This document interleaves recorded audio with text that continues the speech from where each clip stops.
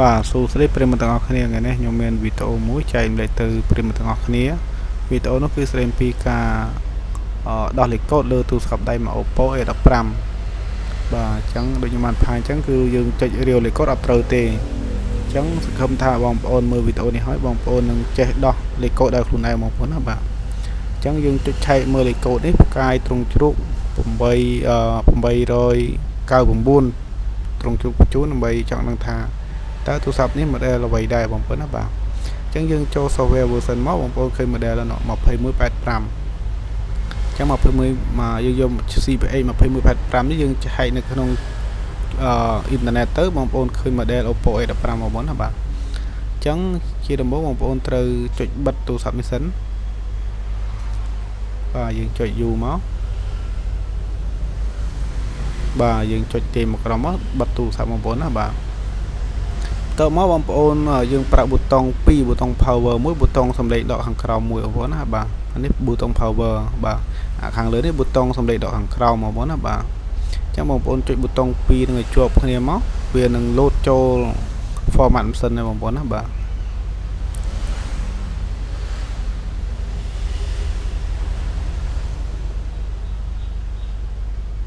បាទអញ្ចឹងបងប្អូនចុចទាំងពីរជាប់គ្នាមក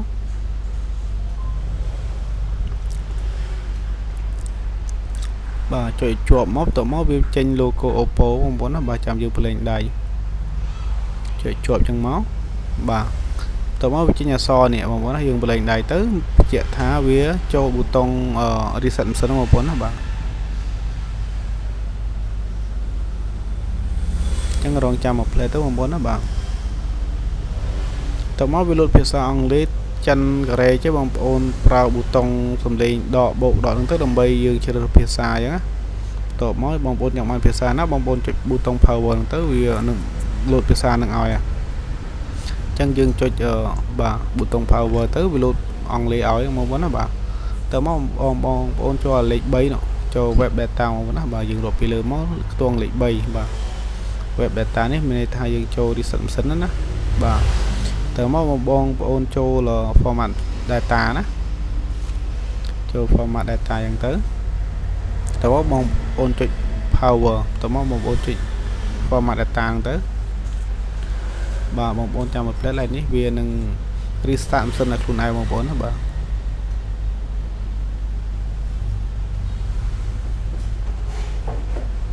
បាទអូខេទៅវានឹង restart ខ្លួនវាបងប្អូន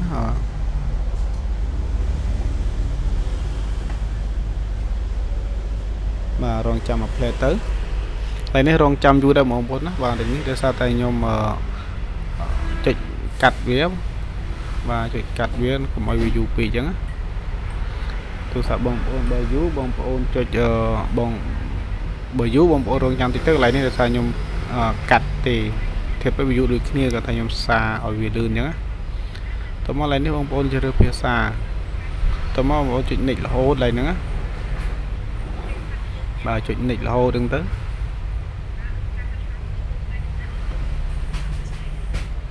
បាទឡើយនេះយើងកុំតន់អញ្ចឹងណាបាទចុចថាខ្ញុំរហូតអញ្ចឹងទៅចុច next រហូតអញ្ចឹងណាហើយនេះយើងចូល Wi-Fi ណា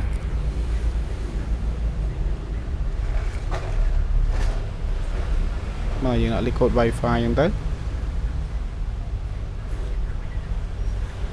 តោះមកឡើយនេះយើង next រហូតទៅណាបាទបងប្អូនចុចបន្ទាប់ដូចខ្ញុំបានប្រាប់អញ្ចឹងណាបាទអញ្ចឹងបងប្អូនចុច next រហូតទៅឥឡូវនេះចុចរំលងបងប្អូនណាបាទចុចរំលងទៅបាទអញ្ចឹងប៉ុណ្ណឹងមកបងប្អូនរងចាំមកផ្លែទៅបាទឥឡូវនេះយើងចុចរំលងដែរទៅណាឥឡូវគេឲ្យយើងដាក់ Gmail តែយើងមិនទាន់ដាក់ទេយើងឲ្យទូរស័ព្ទយើងដល់ program សំណោះចាំយើងដាក់ក្រោយបាទឥឡូវនេះចុច next រហូតអញ្ចឹងទៅបាទឥឡូវនេះយើងចុច skip បងប្អូនណាយើងចុច10 ឲ្យយើងមកដើម្បីកុំឲ្យវា download auto អញ្ចឹងព្រោះអីបាទ